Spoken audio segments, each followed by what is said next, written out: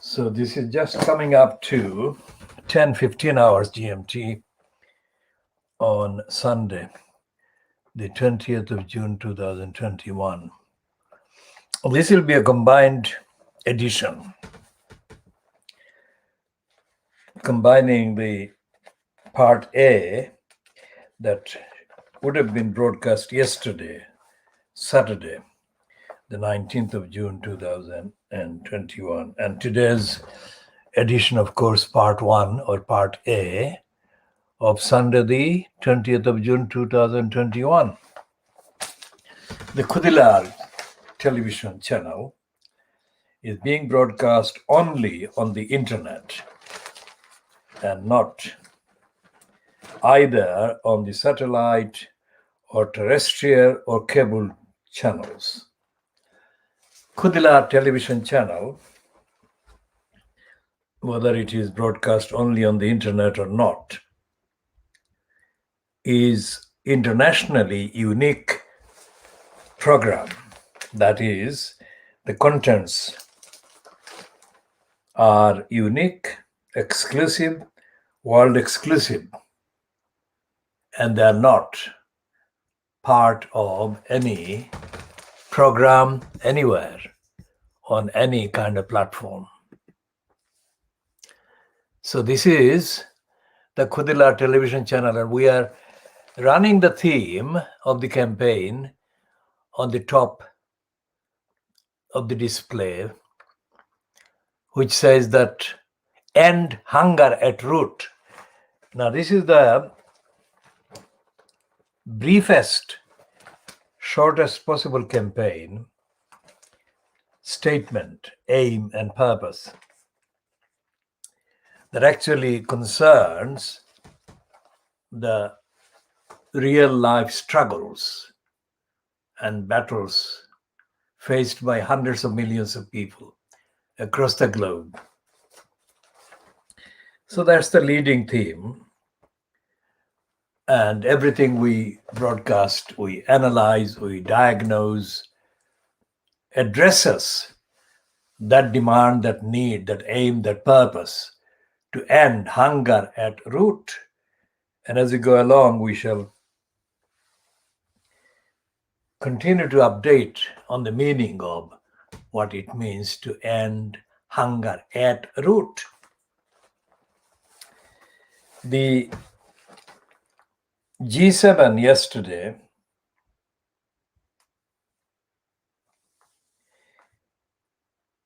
G7 that actually was concluded last week, or rather staged in a part of Cornwall.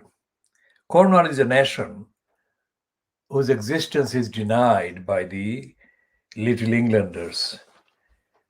We shall update on the Cornwall and Cornish identity again in due course. The G7 didn't actually, in the so-called communique, that is the statement issued at the formal end of the G7 summit, didn't really address, let alone recognize, let alone take any responsibility for the hundreds of millions of people struggling in poverty across the world today. Well, the G7 people, or the G7 summiteers, of course, are in denial and have been in denial and will remain in denial. So we're talking about ending hunger at root, not only by the actions and the consequences of the actions by the G7 quote states, but also as a result of consequences of the behavior and policies exhibited by and adopted by the various decision makers in various states that are either really independent or sovereign, or are operating as tokenized, tokenistic kind of sovereign states across the globe, mainly covering the areas, the demographies, the populations in Africa and Asia.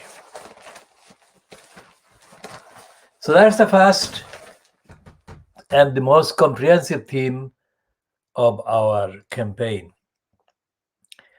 And then we are saying locally in Tower Hamlets in London's east end of London that there must be an end to the corrupt Tower Hamlets, corrupt mayor post. Now, all the councillors that personally have said to people who have talked to them about their opinions on the corrupt mayor post, corrupt elected mayor post in Tower Hamlets, have said or claimed to have kind of held opinions that suggest that they were opposed to the continuation of the corrupt mayor post. Well, that is officially the case. But the evidence of the so-called referendum on whether to keep the corrupt mayor post in Tower Hamlets that was staged on the 6th of May 2021, last month, shows that they were lying, because there was less than 20% of the electors voting, recorded as voting against the mayor system, and more than 80% voting the other way, whether they don't know category or actively endorsing the continuation. Makes no difference, because it didn't have even 20%, and even if it had 20%, it wouldn't make a difference. The mayor system would still be perpetrated and perpetuated. So what it means in Tower Hamlets in terms of the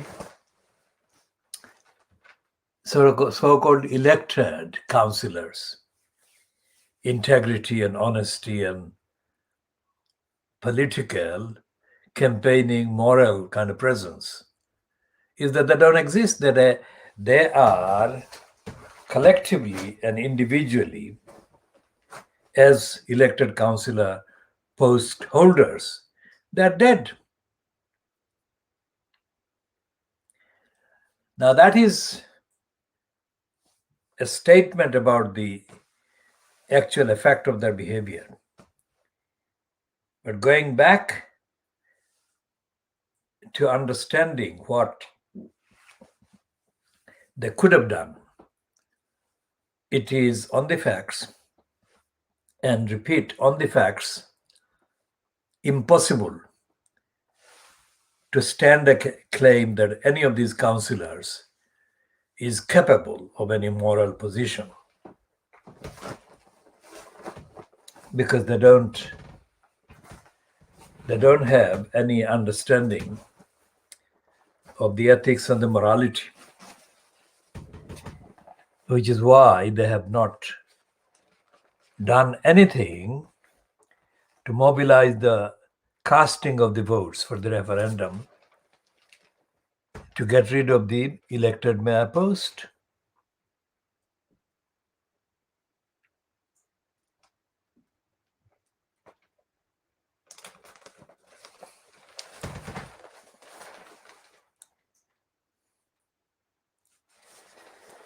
So therefore they have been absent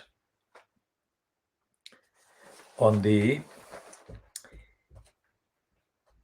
issue of ending the corrupt mayor post.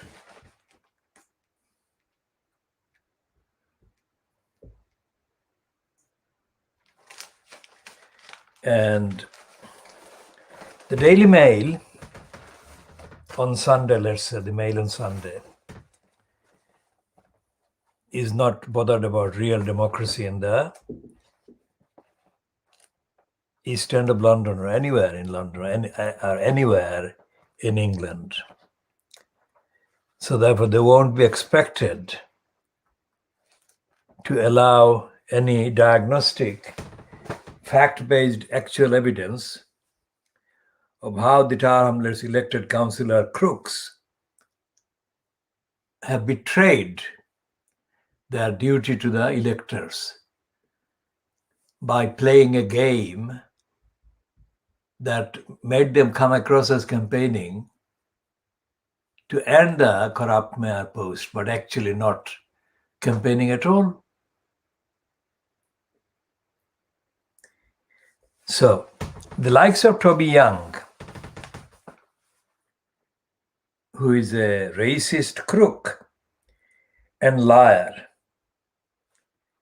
and is now parading himself with the collusion of the Mail on Scum Day as the bogus general secretary of a bogus thing called Free Speech Union. Now, the word union is put in that name as an intentional disguise to mislead at least some people that this is an association of working people, like a trade union, which is far from the truth.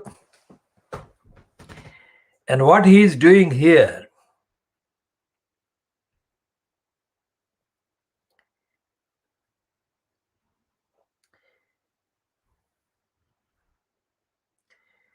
is promoting Andrew Brilopad Neil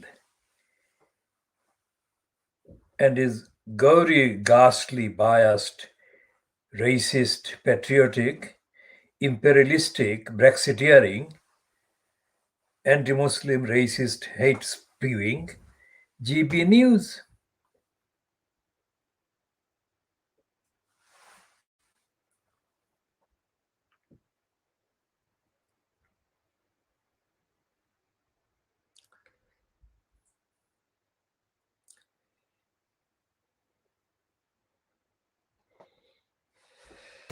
And they're using Saudi Arabia again to attack the Muslims, innocent Muslim targets of British racism and racist media. And it's a promotion piece that is one version in the Mail on Sunday, but other versions in the Daily, bribing Boris Graf Sunday, Boris Graf, the Sunday Express, and others. And this one is talking about the IKEA store in the UK,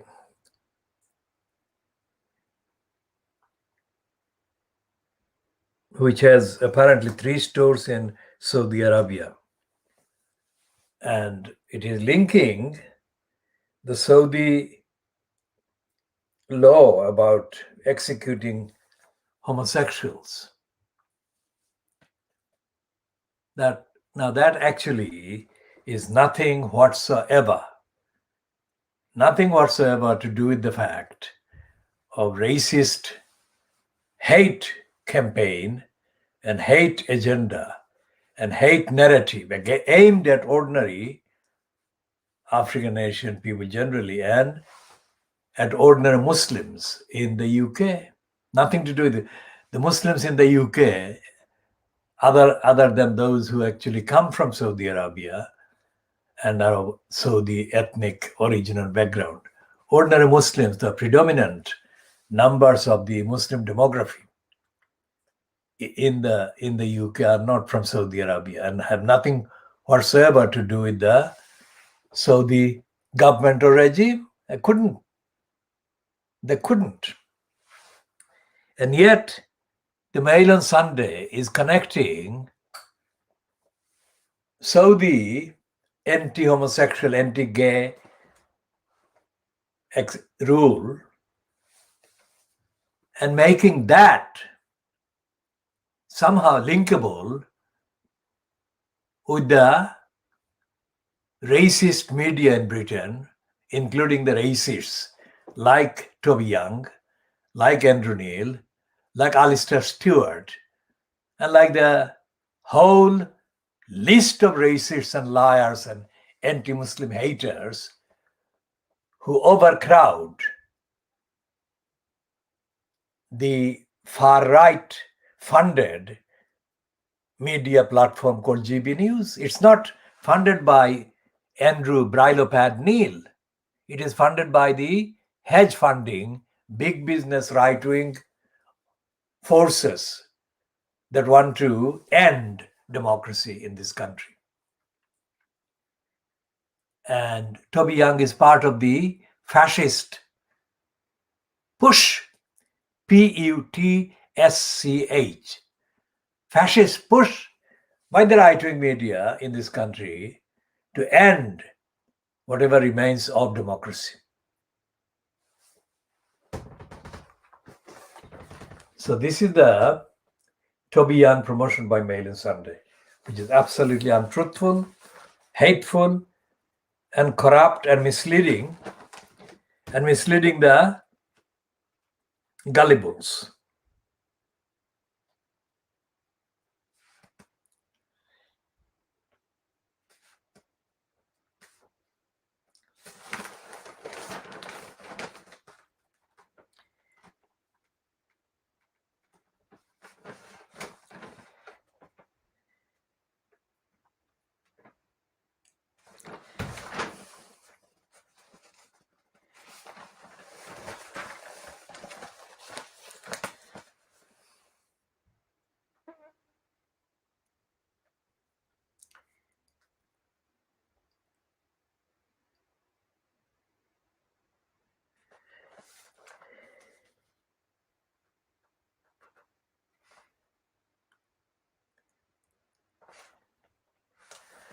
And there is this,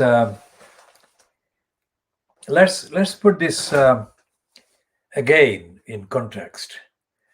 When the Scum Times, owned and controlled by the dirty digger, racist liar Rupert Murdoch,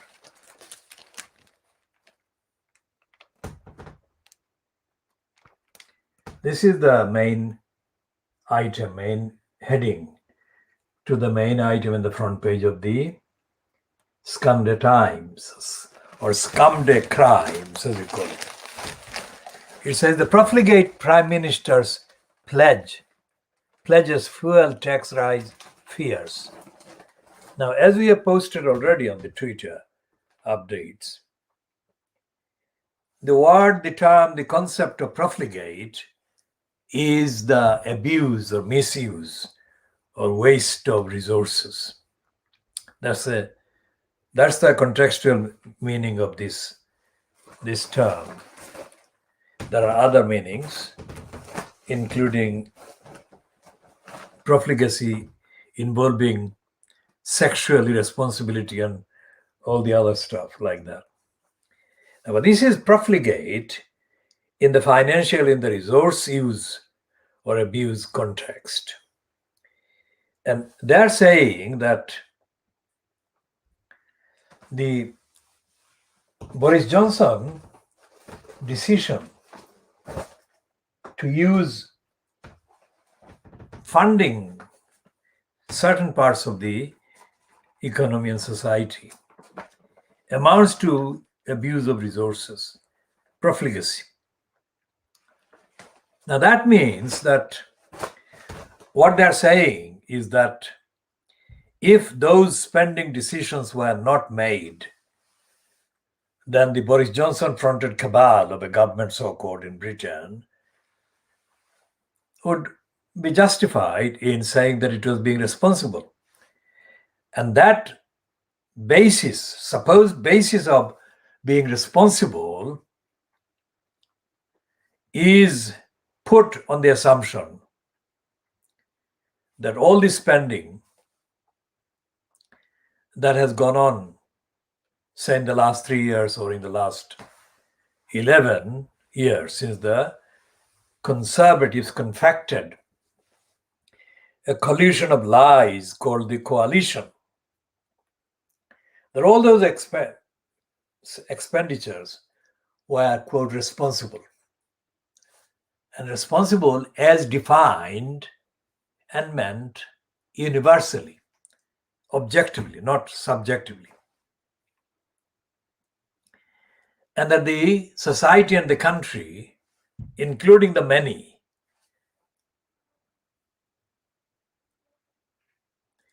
in the millions of the many in the UK demography, have benefited from the existence of that supposed responsible spending. But these are all lies. And let's say, counting back from the first conservative government that took over in the 1950s, let's say 70 years ago, no conservative government has been really irresponsible in terms of allocating the fiscal kind of resources. Why? The answer is that the conservatives are not a moral kind of force. The conservatives are a disguise for the looters and the plunderers and the thieves and the crooks and the criminals, also known as the City of London, big business, corporations, FTSE 100, whatever the current kind of names or tags may be. The big corporate businesses, including the big businesses like Sainsbury's, Tesco, and others like them, they have always been beneficiaries of irresponsible, anti-the-many financial policies by the UK government, controlled by the conservatives. Now, let's say 60, 70 years. We could go back to the period before 1939, but we are not going to do that because that will raise a lot of comparable or comparison questions that will be not possible to be covered in the time available in the context of this kind of length of broadcast. So, when the Conservatives took power after the Labour Party lost the election led by Clement Attlee, the Conservatives began to fund the big business. That is the Conservatives, because big business has always been present in government, in the disguised as the Conservative Party. So today's Sunday Times and the Sunday Crimes saying the profligate Johnson is an absolute double, treble lie. Johnson is not being profligate for the many. Johnson is himself staging another kind of pretense, disguising the actual truth, which is that during the period since December 2019, when Johnson was given the election by Jeremy Corbyn, because Corbyn was stupid, not because Corbyn was a conservative, but Corbyn was stupid. Since the December 2019 election, all the financial decisions, and parallel to that, all the decisions against democracy, for example, giving powers to the police, more powers to the police than the police already have, and the police cannot deal with because they've got too many powers already. They've always had too many powers. So all the decisions financially and democratically, or in the context of reducing democracy and increasing poverty and deprivation and disenfranchisement of the many. The Boris Johnson fronted cabal has not been at all truthful or responsible for the benefit of the most deprived many. And it has given money, billions and billions and billions of money and the equivalent to the big business hedge funders. So the Scamda Times is lying on the front page. And the lying of the front page, where the Scamda Times is not being even noticed, is not being even recognized by the Starmer fronted remains of the politically murdered Labour Party.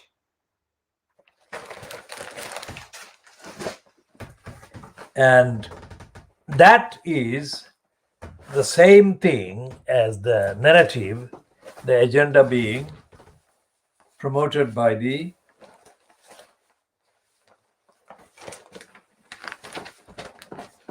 Mail on Scamda.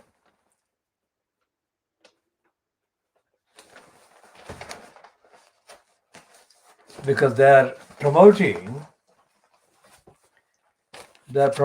this GB News and the boycott by some businesses. These are not the biggest businesses of the GB News is being painted by the fascists as being an anti-democratic move. Fascists like Toby Young.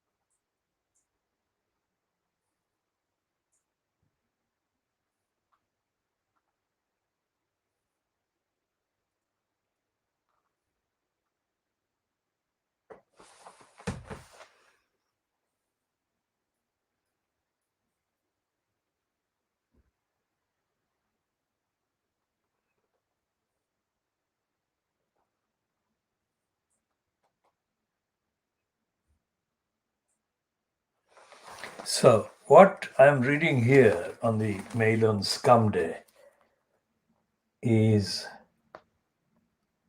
this piece by Peter Hitchens. Now, Hitchens, as I have said more than once, is a kind of dead man walking. He's a racist dead man. He's completely in the dark ages of his own kind. I mean, I stopped him on the embankment on the River Thames about the time that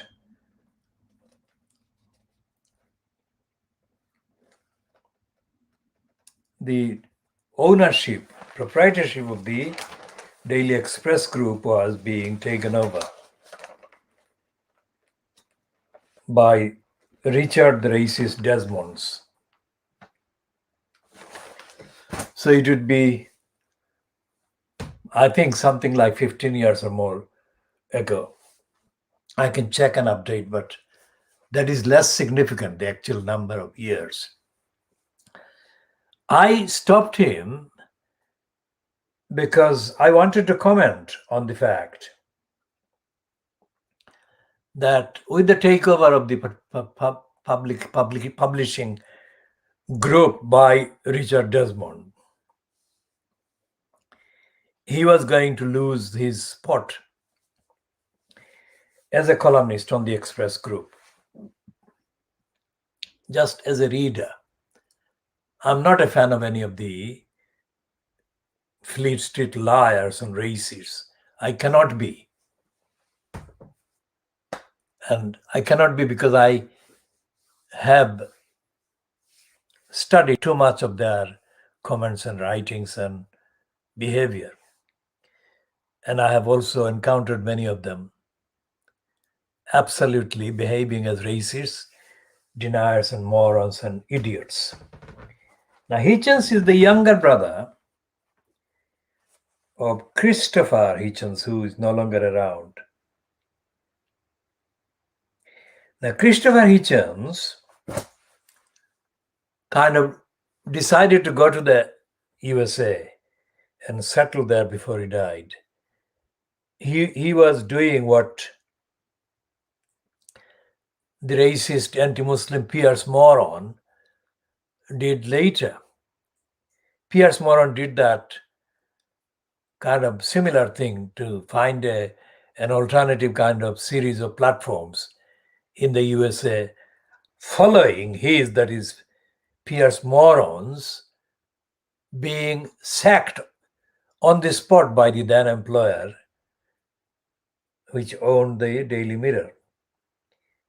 And the Mirror group had to sack Pierce Moron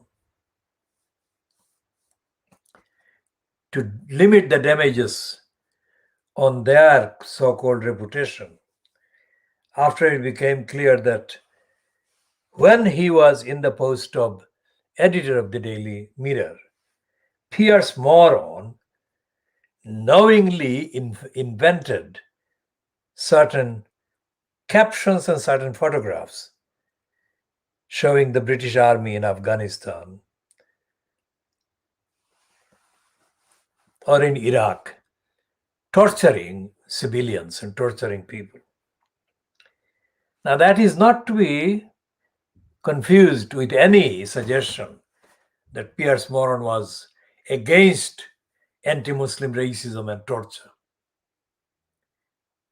But he was trying to come across as an original investigative journalist who could tell the confection and fabrication made and done by and perpetrated by the sections of the occupying army, American Army, British Army, in Afghanistan and in Iraq. So when that became an issue of embarrassment for the owners of the Daily Mirror, Pierce Moron was subjected to an instant sacking on the spot so that the Mirror Group could claim to have dealt with a liar as editor. Now that is the kind of thing that Piers Morgan did. And that remains his unfamiliarity with the truth remains his biggest problem. As he is being compelled, ordered to resign by the ITV, again, when the reputation of the ITV company became the issue for them in terms of selling their image as an acceptable operator. And Moran,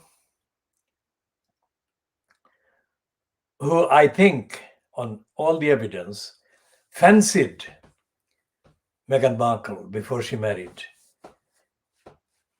felt snubbed when she boycotted, she decided to blank him. And so he has taken on a kind of crusader mentality to have a go at Meghan Markle, no matter how ridiculous and how incredible and how contemptible his behavior is.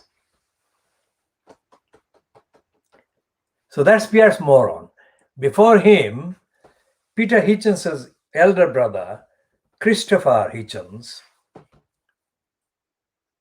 who, like Peter Hitchens, had belonged to the International Socialists, which is now the Socialist W Party. I cannot spell out the middle word.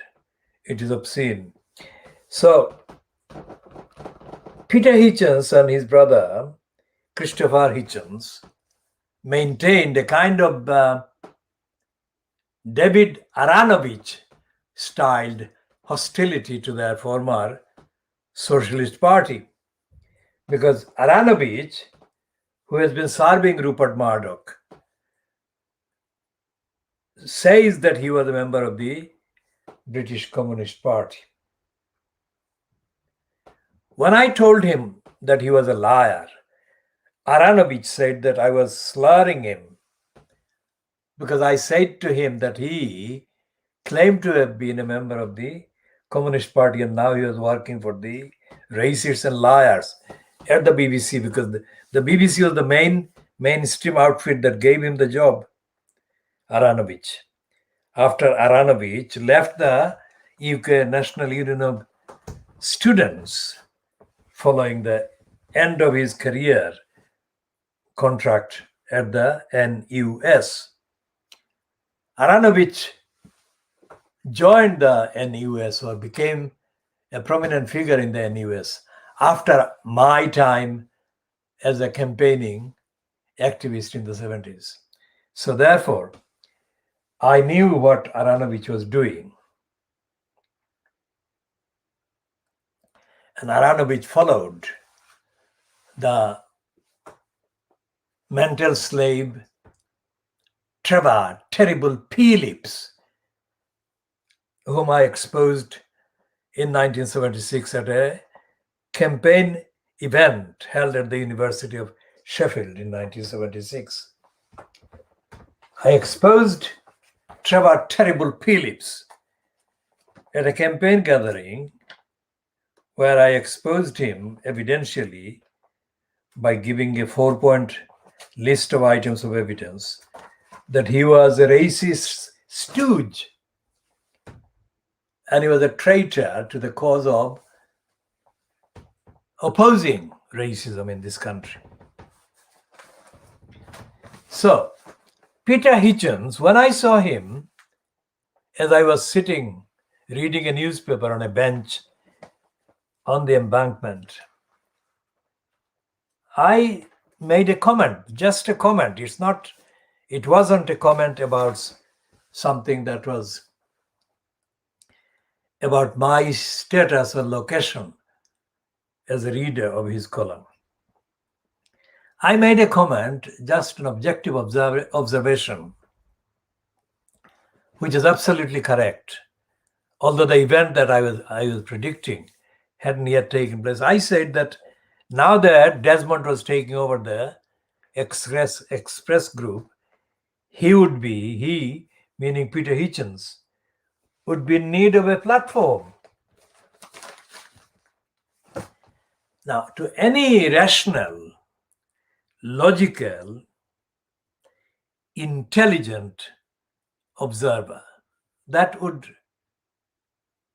demand or require him to at least say thank you for the statement.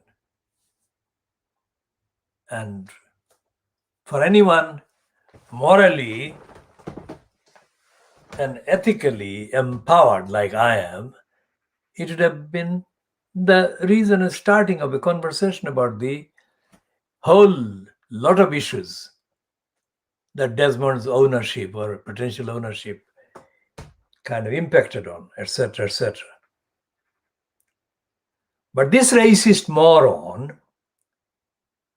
must have been fixated on my appearance as a probably non-Anglican, Anglicized, Anglo-Saxon person, a person of probably Middle Eastern origin or something like that. So he said he was reluctant to engage in a conversation with me. And he didn't give any real moral explanation. It's an artificial one. He used the word, he was being diffident. Diffident meaning unwilling to actually engage in a free conversation because he didn't know me. I mean, it didn't require him to know me based on my observation about Desmond's imminent takeover of the Express Group. Now, I have spent these last 10 minutes about Christopher Hitchens and his brother Peter Hitchens and the others concerned to add original substance to this original world exclusive diagnosis of Fleet Street. That is the depth of my understanding of these people. They're racist, they're ignorant, and they're unfit for purpose. And as I said before, and as I said before starting this particular broadcast, there was in the 1950s an American observer, a student, let's say, of events, international events, who was traveling in what is now Bangladesh, and at that time in the 1950s, it was East Pakistan. And the man, when he published his kind of account back in the USA, he said that all the evidence he saw in East Pakistan showed to him that the country shouldn't function because nobody was following the rule of law, due process, basic logic and rationality, whatever. Well, as far as he encountered. And by definition, his encounters had to be limited to the access that he had to people linguistically, culturally, and in general outlook. But he reached the conclusion that the country shouldn't operate, shouldn't function. And then he said, kind of in an irony, yet the fact that East Pakistan functions, operates, works, means that there must be a God. Now that's an ironic observation. Now, any student of Fleet Street, and by that I include any student of the BBC, of Sky News, ITV, and other broadcasting equivalents of Fleet Street, and corresponding radio kind of outlets and platforms. Anyone who studies the contents and the output and the narrative and the agenda and the bias of these titles and outlets. And by anyone, I mean, and I include only rational person, objective observer of evidence, and clearly unbiased, as objective as the highest standard of objectivity would make someone.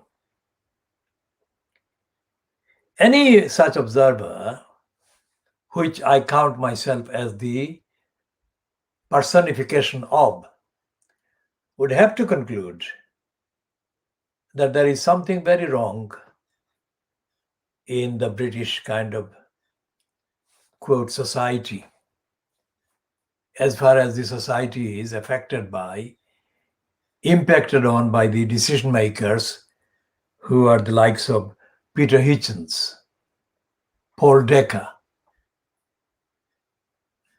and their likes and counterparts, including Ian Pissoff and the series of editors that have held the post in the BBC, and of course including Andrew Brylo-Neil, that there is something very wrong. Because these people are in absolute darkness. They don't recognize original contributors, thinkers, philosophers, and intellectual activists and advocates like myself.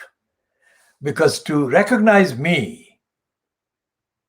as active, as existing, as contributing, and as doing so at a higher volume and frequency than any of them, or many of them put together, that would completely negate their existence.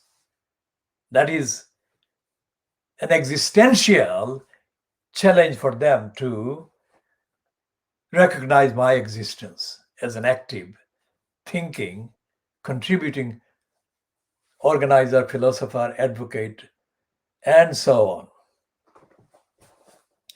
Because like Peter Hitchens, around the time, just not long before he died, I bumped into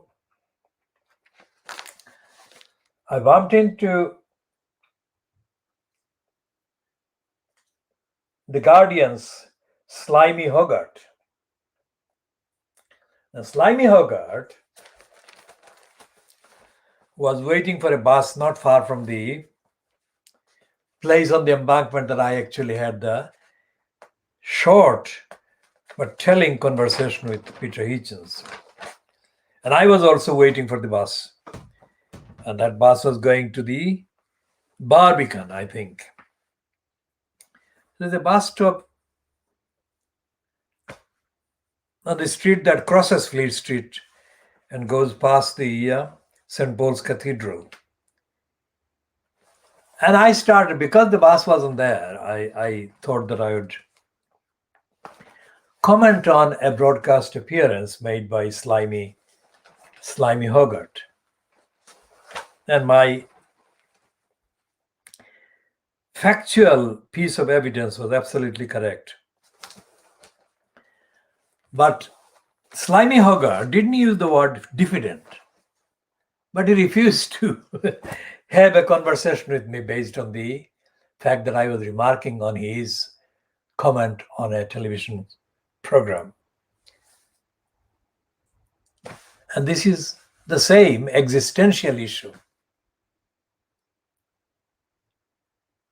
I mean, in their refusal, unwillingness to recognize my reality and my contribution, they were doing more than recognize my work, because my work is original and very much evidentially, factually based on the grounds that more than negated and expose their artificiality. So I could go on I could go on about other outlets, other names. For example, the financial crimes. The financial crimes had a number of individuals as the main byliners, as staff members during the 1970s. When 1970s and then 1980s, when I had to check the veracity and the sourcing and the basis of some of the things that I saw published in the financial crimes about society generally and about the operation of racism and racist narratives. And I found them absolutely lacking in substance. So when I say this is the world exclusive diagnosis of Fleet Street, it is that, because it encompasses current today's headings and contents and includes the detailed engagements on my part with the practitioners of Fleet Street lies,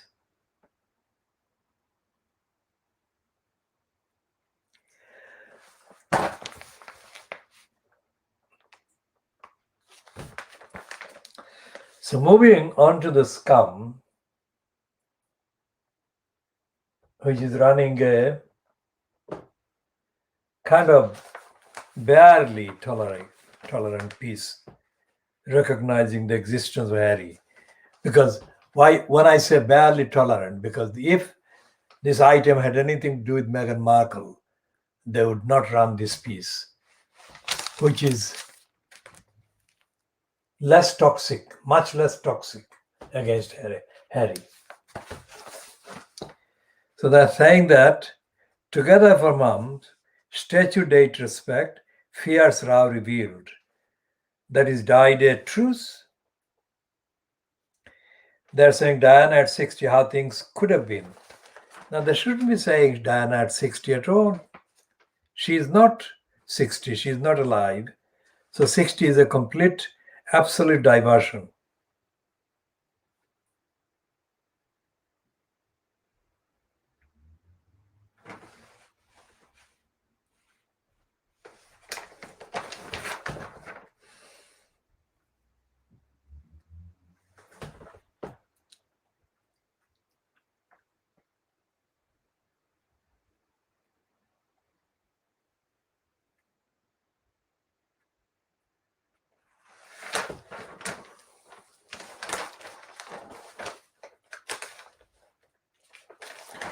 And as I said yesterday,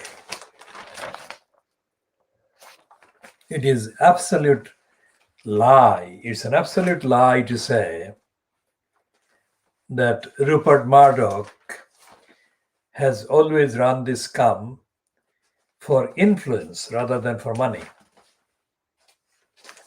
Of course, the scum has both influence and money, and it has influence because it had money.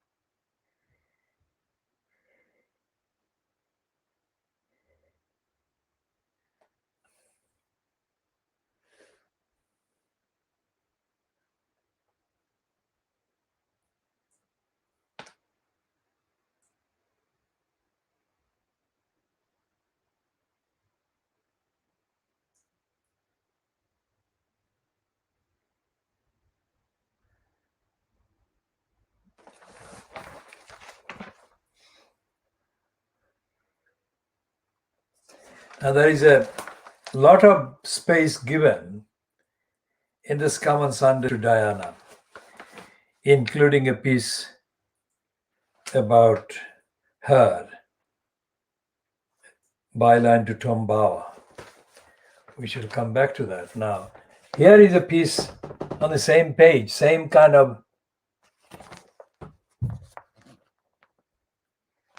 about Shamima Begum. And what this piece is saying about Shamima Begum is against her, because it says Jihadi bride Shamima Begum and friends wore badges of the IS flag on their school blazers. Ex-classmates have claimed.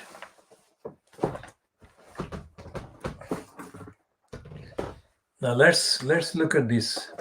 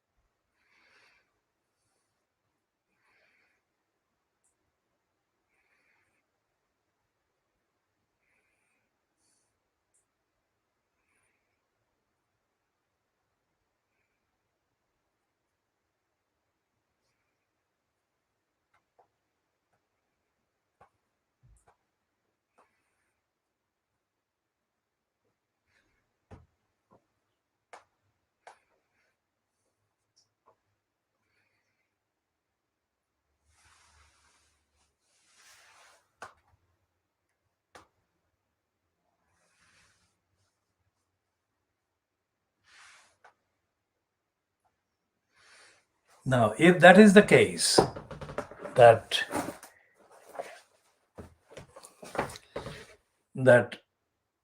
Jihadi bride Shamima Begum and friends wore badges of the Islamic Society flag on their school blazers, ex-classmates have claimed. If ex-classmates have claimed that, then for us, that only reinforces the demand. The Travelers Council knew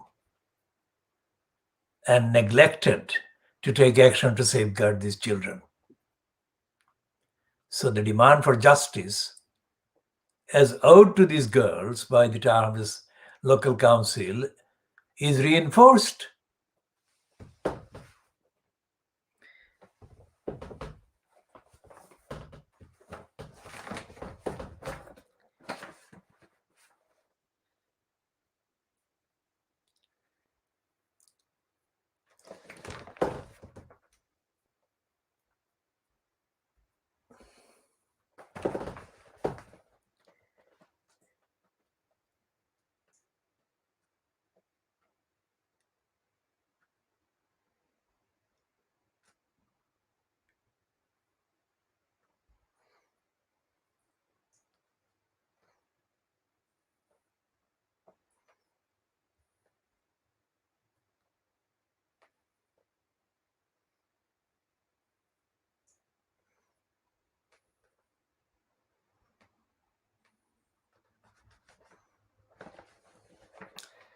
We shall come to discussing that particular claim later.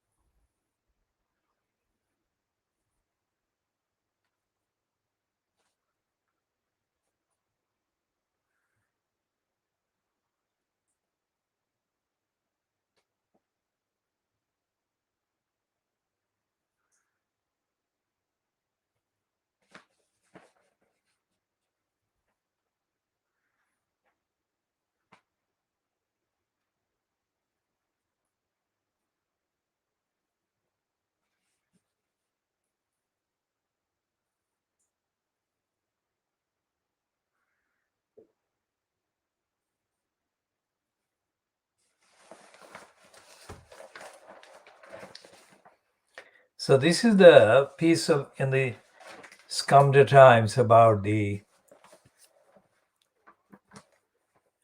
couple, the parents of the television presenter Maya Jama. We shall be looking at the full impact of that piece.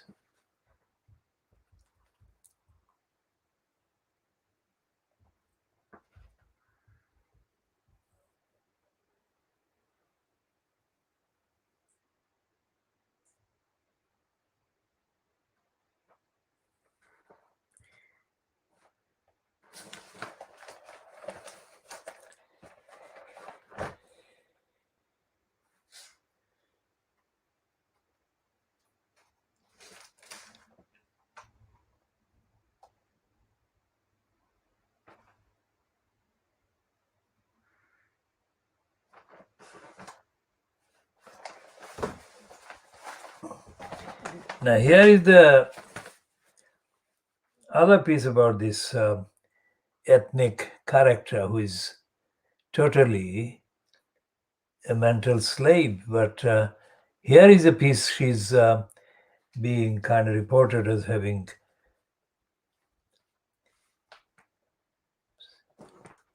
kind of contributed to. She says she wept at television kids' 3-hour abuse. And she says, Telly's Melanie Sykes was driven to tears after Lee Francis made offensive remarks at her for 3 hours while playing his Keith Lemon character. Melanie, 50, revealed she complained to producers about the abuse, spouted in front of a live studio audience. It took place during filming when she was a panelist on ITV's Through the Keyhole. Melanie said she reported the behavior of Francis, 48, to production firm Talkback. The mom of two has only just revealed her ordeal, which happened in 2018, and says it left her crying all night. Lee, as Lehman, hosted the show for 6 series until it was axed last year. He also fronts risque ITV 2-panel show Celebrity Juice. Melanie recalled, I had been on holiday and I was happy and relaxed. I went into the studio and I didn't think Keith was going to be like he was on the other show that he does, Celebrity Juice, where it is all sex and blowjobs and talking about people's another obscene word and all that. I sat there for 3-hour record and he did all of that stuff to me verbally to entertain the live audience because it was never going to make the edit of the show because it was a family Saturday night show. So he used me to entertain the audience. I had Jonathan Ross to my right and Ashley Banjo to my left. And the first thing that Keith said to me in character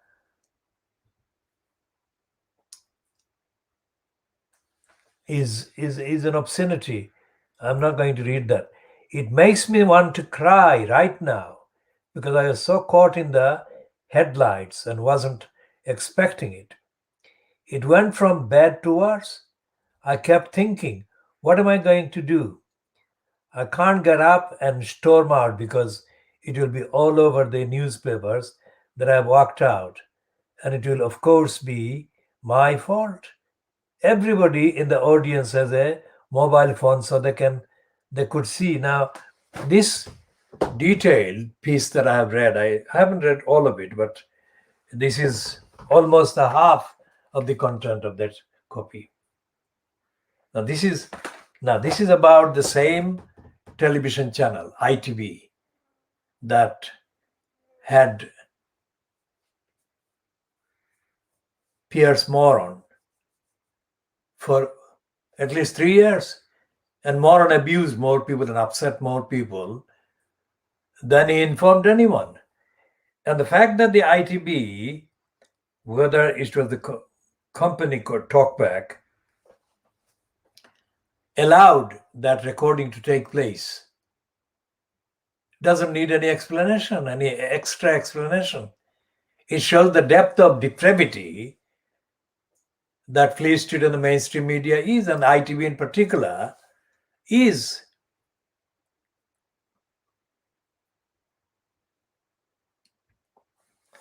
So we shall be talking more about the ITV when we talk about the BBC and the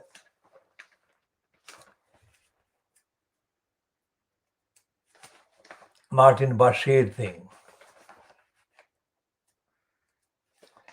And we shall be talking more about the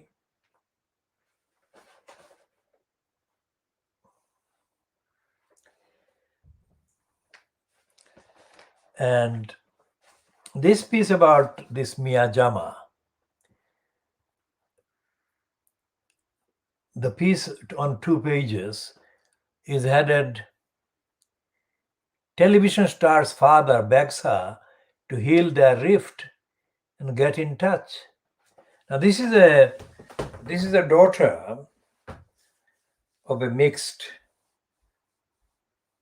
parentage. This one is the same as Meghan Markle, but the gender of the parent, this one's parent, is different from the gender of the parent of Meghan Markle. Meghan Markle's father is the white gendered one, and this Maya Jama's father is the African origin one. And this is a father that was based in Bristol, where Maya Jama was born and raised. And the father has given a kind of interview. With us come on Sunday, we'll find out why Maya Jama is being treated in that interview. And what we are doing this about is the contrast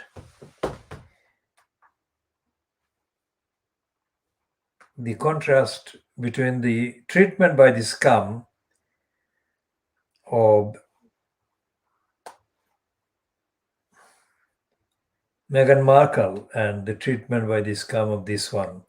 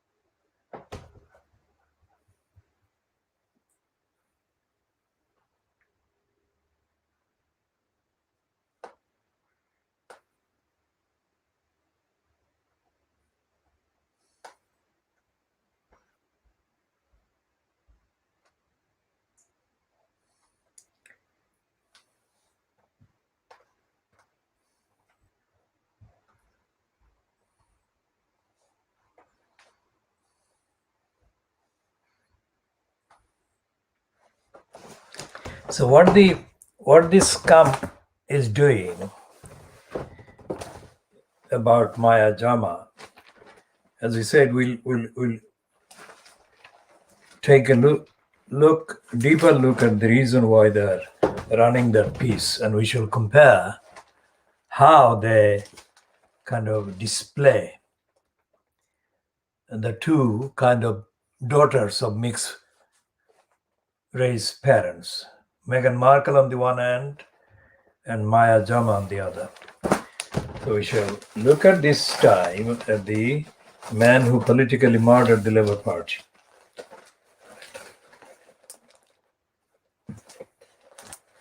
And as we said yesterday, not yesterday, the last one, we didn't broadcast anything yesterday. We did post tweets about George Galloway, about the Batley and Spen by-election, where George Galloway is doing the same dishonest sloganeering by abusing the Muslim community.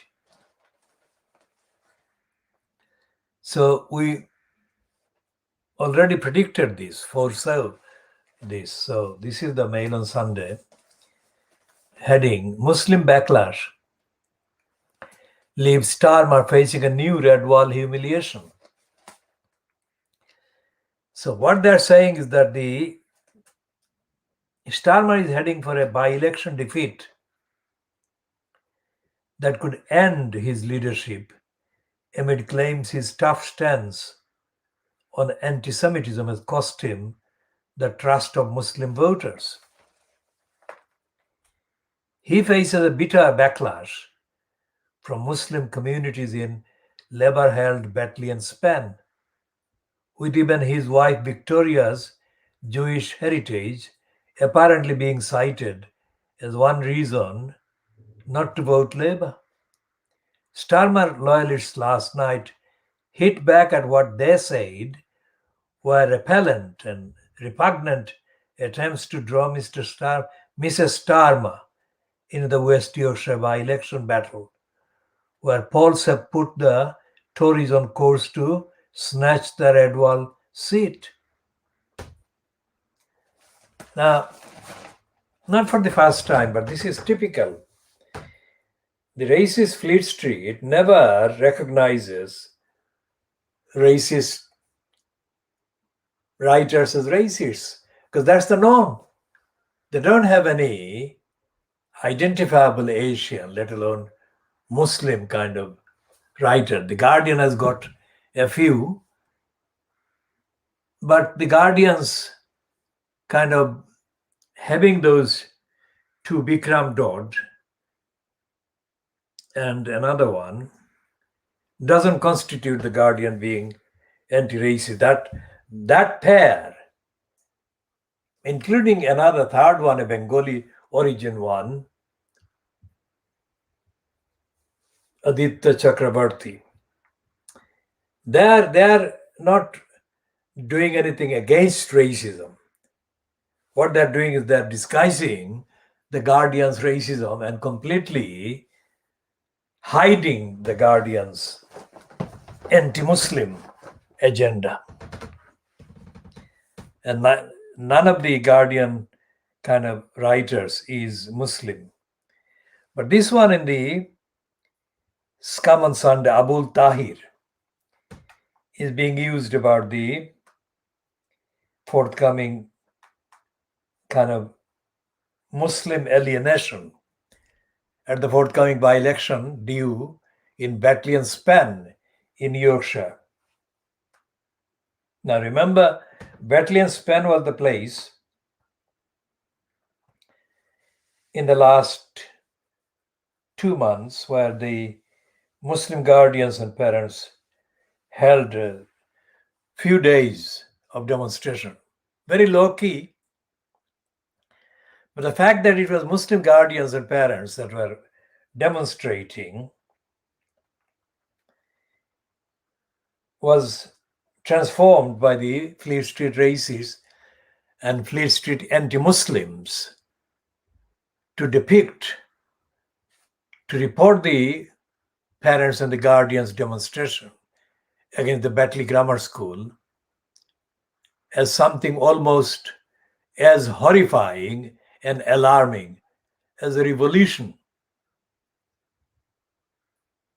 There was no revolution, and these parents and guardians were very low-key, and they are not threatening anyone.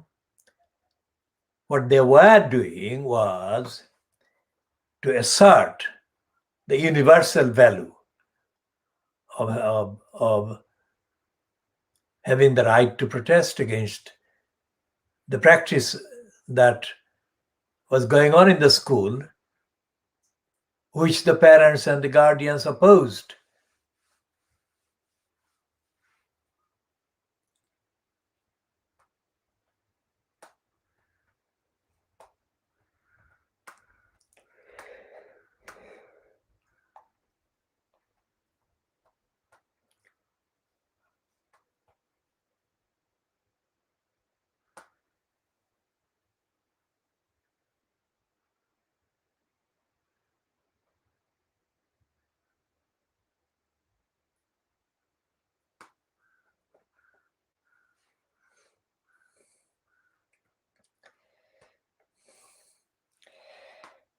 And the Tories are using George Galloway as a weapon to undermine the Labour Party. And Galloway is doing it shamelessly.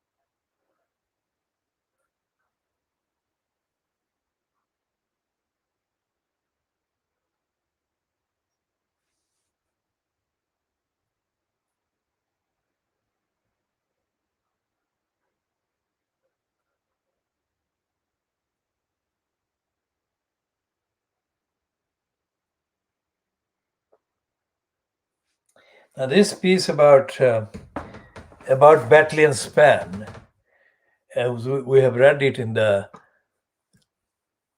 copy online published by The Independent, which is not available in print, but we treat it as part of the Fleet Street Press. This is an ignorant piece typically. The Fleet Street is typically ignorant and would not add the truth that we obviously do add. And it's not mentioning the school protest, etc., but is mentioning the list of items polled on. Voters in the constituency have been polled on as producing the result that the issue of Palestine was featured, and the Labour Party is reported in the poll as having a muted position, not an active position of sympathy or solidarity with the Muslim Palestinians, and so on. So we shall go back to the battalion span again when we come across substantial piece on updates about the role George Galloway is playing to alienate people from voting Labour and alienate, therefore, enough people to vote for Conservatives. Now, in the Mail on Sunday on the page 18, just underneath the piece about Batley and Spen in West Yorkshire, there is this piece about John Barker being condemned by the Mail on Sunday. And its heading says, biased Barker shows his true color, shows his true Brexit colors and joins Labour Party. Now that is an absolute idiocy. The Labour Party was not against Brexit at all. That is the whole reason why Brexit got passed as the referendum in 2016 as the referendum outcome. If the Labour Party was against Brexit, then Brexit would not have happened. Simple as that.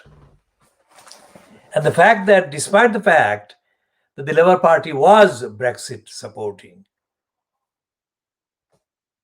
and yet it is being blamed for being against Brexit, shows the complete dysfunction of the Labour Party. The political murder of the Labour Party was already underway.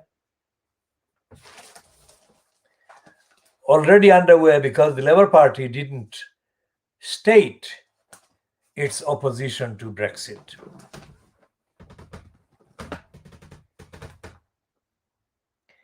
The political calendar and the political map would have been significantly different and changed both at 2017 election, and there would have been no election in 2019 after that. And the political direction, the electoral direction, the democratic direction in the UK would have been pro-European.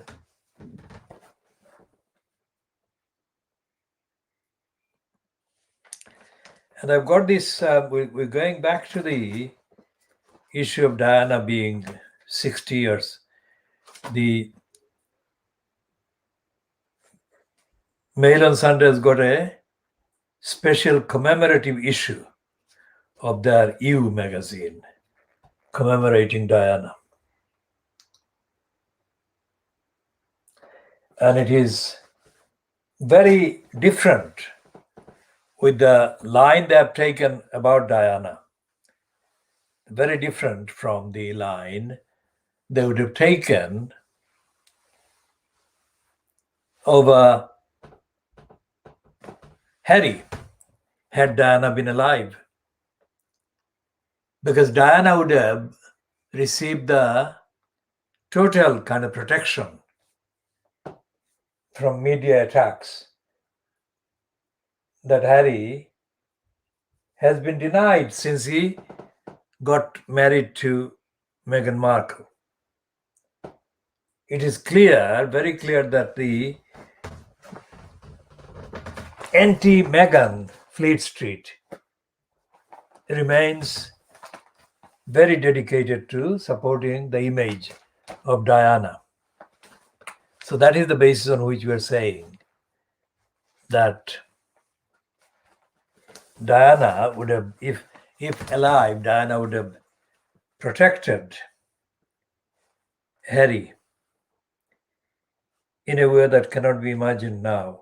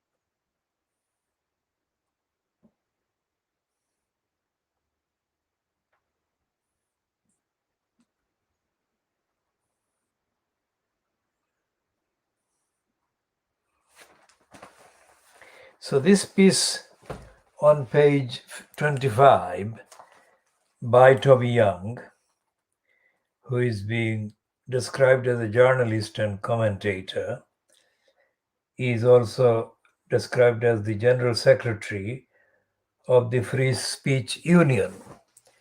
This is a piece in the Mail on Sunday that is most prominently added to the propaganda for GB News, fronted by Andrew Neil. How to summarize this? It's the same agenda as promoted by the Spectator, which was linked with Boris Johnson when he was editor, and is still linked with Boris Johnson because it supports him and is following the same agenda and the same narrative that it has done for the last 20 years, increasingly moving to the right. It was already right-wing in the kind of political direction, but its kind of aggravation of the right wing has increased over the last 20 years. And what this Toby Young piece is saying is that Andrew Neil and GB News will defeat the attacks on GB News and Andrew Neil by critics who condemn Andrew Neil and GB News as right-wing propagandists. Now, there is a serious issue here. If the GB News is successful, as Toby Young is claiming,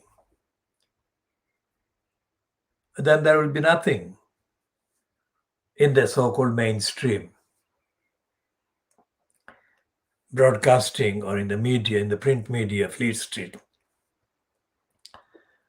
that can even pretend to be against racists and fascists taking over the British media, which already is under the dominant influence of fascists and racists. But there is a little chink of freedom from fascism and racism that will disappear. Not necessarily by The Guardian and the Mirror openly admitting that they too belong with the GB News and the racist establishment. What they will do, they will dilute their stance against racism and against fascism, and thus become part of racist and fascist dominance in Fleet Street and in the British media.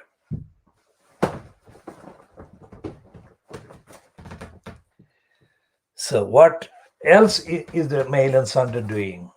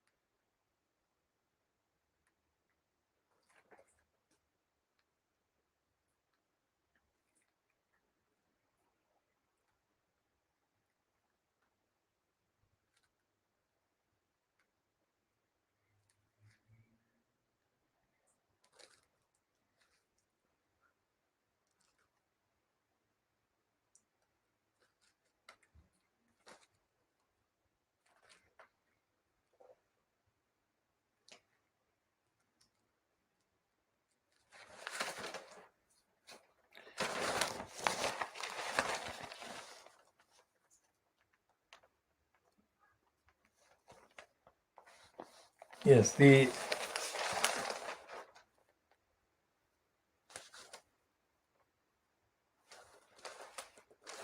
Mail on Sunday is completely shamelessly racist and corrupt. It doesn't care how brazenly, racistly corrupt. In a piece byline to somebody called Jacinta Taylor on page 32, the Mail on Sunday writes, or this heading, BBC bias row as it bans white people from trainee role. Looking at the BBC presenters lineup, I mean, would that be acceptable as a supposition? And here is a piece by Mail on Sunday against Meghan Markle.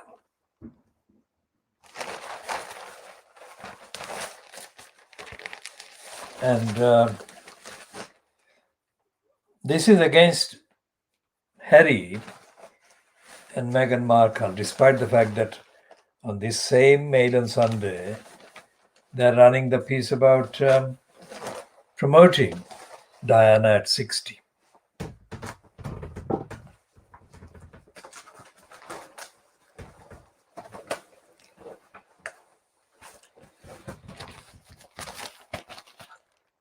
We have mentioned the connection between the Mail on Sunday and the continuing attack on the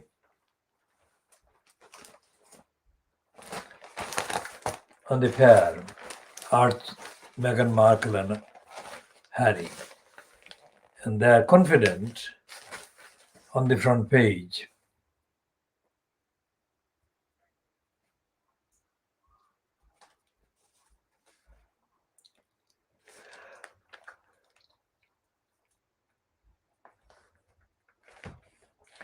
that Charles won't let Archie be a prince.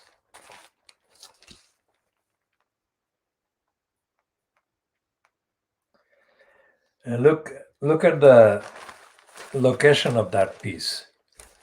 Next to the completely opposite spin on Diana at age 60.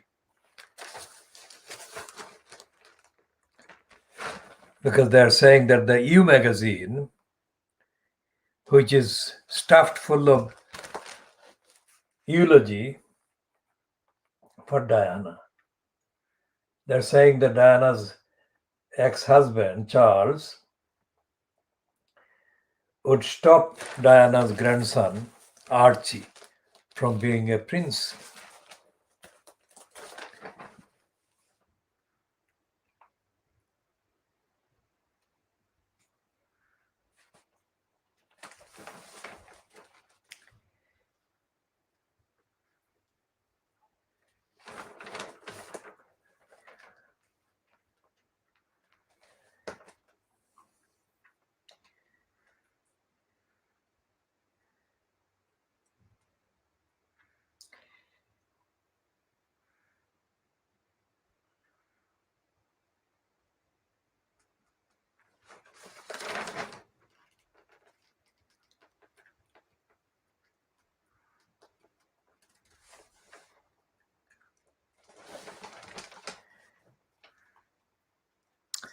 And they're celebrating a piece on page 6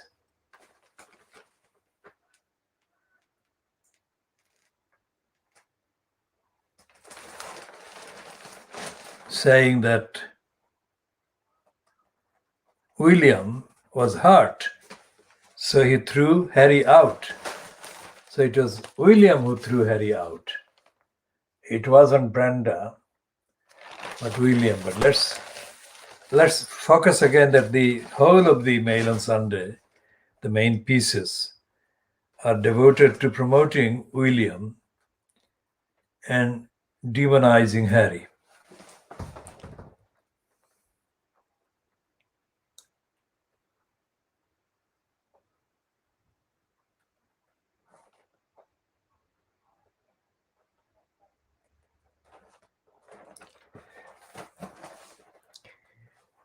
And it confirms what we have said before, this kind of exclusive by the noted, as they say, the noted royal biographer, that it was Kate Williams who was hostile to Meghan from the start. They're not saying it in the same way that we have said. They're saying it as a kind of support for Kate Middleton and William's hatred against Meghan Markle.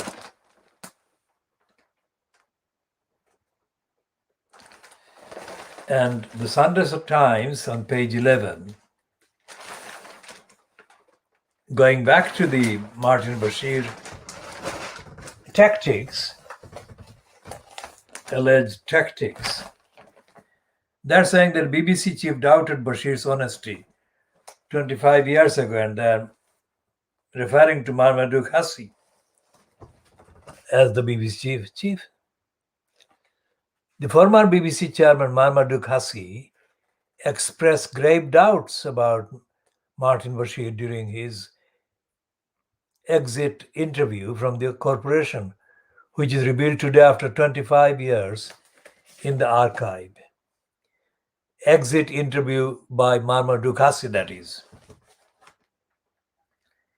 Now, Haque's testimony blows apart Lord Bart's insistence last week, under questioning from MPs, that nobody in charge at the BBC had doubted Bashir's honesty at the time of his explosive BBC Panorama interview with Diana, Princess of Wales. We would wish in a better world that somebody or other had smelt a rat, but they did not. Bart told MPs. He denounced Bashir as a very skilled confidence trickster and a crook. At the end of his 8 years steering the corporation, Haque, who later became Lord Haque of North Bradley, gave 3 interviews to the BBC's oral history archive on the understanding that they would not be shown until after his death. Haque, who died in 2006, had been a grenadier guardsman. He was machine gunned at point blank range during the Battle of Anzio in 1944.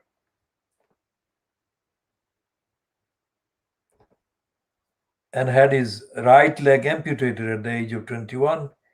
He may have had an insight into human nature that perhaps eluded some of the media executives who floundered in the face of Bashir's deceptions.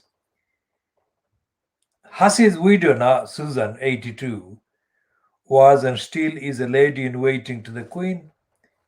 Bart, who was Director General of the BBC at the time, did not alert Haque in advance to the recording of the Bashir interview, which was broadcast in November 1995, and the 2 men fell out terminally.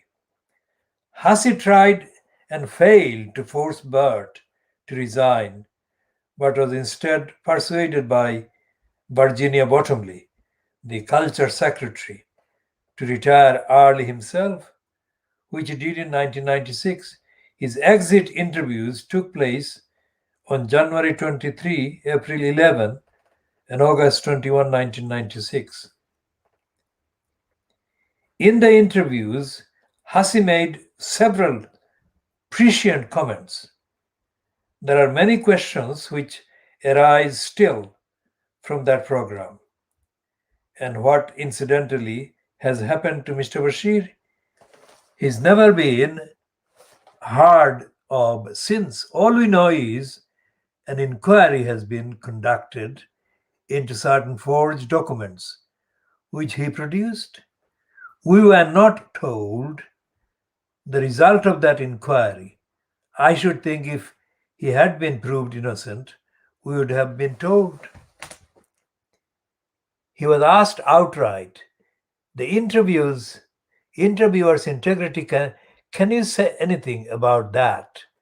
Haque replied, well, I think it's a bizarre situation when the interviewer clearly does not ask the questions which should have been asked. Haque singled out Bashir's failure to press Diana on her role in the bitter briefing war with Prince Charles, which became known as the War of the Waleses. The most difficult questions were not asked, they were not followed up. I mean, how this dreadful saga, the row between the prince and the princess of course, started with the Andrew Morton interview, Andrew Morton book, which it is now openly acknowledged she helped and encouraged. Why then she lied to her brother-in-law, the Queen's private secretary, and said she had nothing to do with it? He was also unhappy about the whiff of behind-the-scenes deals struck with Diana. As the story unfolds, I think we will hear more and more. There is a suggestion that these were unrehearsed questions given impromptu. I don't think many people believe that now. And the names of the people who were alleged to have coached her are fairly widely circulating. However, on one score, he did agree with Bashir. Diana did want to have her say exactly. So the whole thing, whatever the preparation or whatever the kind of input into encouraging her to give the interview, she was definitely more than willing to have her say, as we have said consistently right from the beginning. We shall be talking about more of these and other issues, and we shall also cover some of the key things that we would have covered if we had broadcast the edition yesterday, which is Saturday. We didn't record an interview, an edition of KHOODEELAAR television channel on Saturday, the 19th of June 2021, but we have the papers and we shall look at them in the next editions today. This is 10 minutes past. This is 10 minutes past midday, or 10 minutes, 12:10. So 10 minutes past 12, 1200, 12 and 10. So 10 minutes past 12 in the UK and 12:10 hours GMT on Sunday, the 20th of June 2021.